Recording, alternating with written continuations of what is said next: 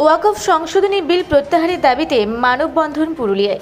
সম্প্রতি ওয়াকফ সংশোধনী বিল পাশ হয়েছে। এই বিল প্রত্যাহারের দাবিতে সারা দেশ জুড়েই পথে নেমেছে মুসলিম সম্প্রদায়ের মানুষজন ও বিরোধী রাজনৈতিক দলগুলি।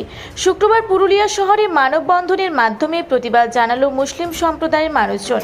দুপুরে নামাজের পর কসাই মহল্লা থেকে বড় মসজিদ পর্যন্ত মানববন্ধনে সামিল হন অনেকেই। তারা জানাচ্ছেন আগামী দিনে আরও বৃহত্তর আন্দোলনের পথে নামবেন তারা।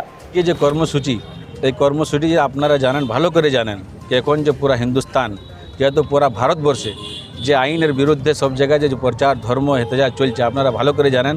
ও আইনটা যেটা বনেছে ওয়াকফ অ্যামেন্ডমেন্ট অ্যাক্ট 2025 যেটা সরাসরি আমাদের শরীয়তের বিরুদ্ধে এবং হিন্দুস্তানের যে সংবিধান আছে তারও বিরুদ্ধে।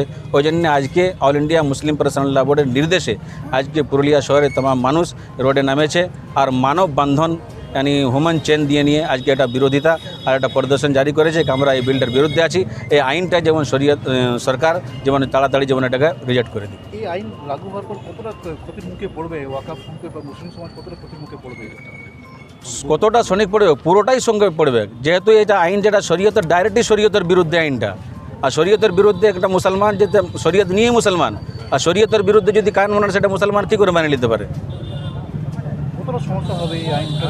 সমস্যা গোটাই সমস্যাই সমস্যা, গোটা আইনটাই সমস্যা। যেটা 2044 যেটা এটা অ্যাক্ট তারমিমবাদ যেটা করেছে ওটাই যদি কেউ মানে শান্তিভাবে দিমাগ দিয়ে নিয়ে যেটা করেতে 153 এটা তারমিমবাদ যেটা ডায়ের করেছে ডাইরেক্টলি সরাসরি এটা শরীয়তের আঘাত পড়েছে। এটাই শরীয়তের বিরুদ্ধে কারণটা যাচ্ছে। শরীয়তের বিরুদ্ধে কোনো আইন মানা যায়? হ্যাঁ, সরকারের কাম এটা আছে যে যত লোক ভারতবর্ষে জীবন কাটে জীবনযাপন পালন করে তাদের চাই তো মাইনরিটির মধ্যে হোক মেজরিটির মধ্যে হোক সব জিনিসের হেফাজত করা সরকারের কাম।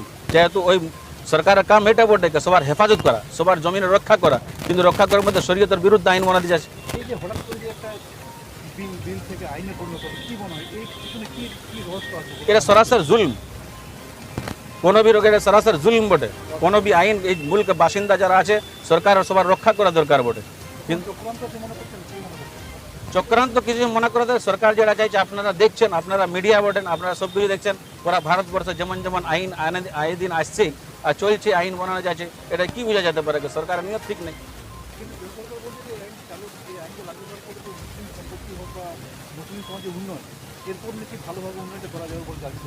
যে সরকার নিজের বাড়িতে ছাদের তলায় নামাজ পড়তে দিচ্ছে না সে আমাদের ভালো করবে?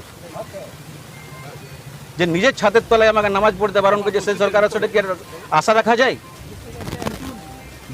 যে সরকারের মধ্যে মুসলিম কোনো একটা এমপি নাই, কোনো রিজেক্ট করনেওয়ালা নাই, যে কারণটা মুসলমানের কারণ সে কারণটা পেশ করার জন্য কোনো মুসলমান এমপি নাই, সে কী করে এটা বলে দিয়েছে? আপনি তো ওটা তৈরি করুন। আমাদের নিজের ছাদের তলায় নিজের ছাতার উপর নামাজ পড়তে আমরা আগে দিচ্ছে নাই, আর বুঝে তোমাদের এটাই ভালোই করবো? কত পারে সম্ভবই? আমার নাম মোহাম্মদ ফখরুদ্দিন। আমি মোহাম্মদ ফখরুদ্দিন, পুরুলিয়া ডিস্ট্রিক্টের কাজী বড়িয়া।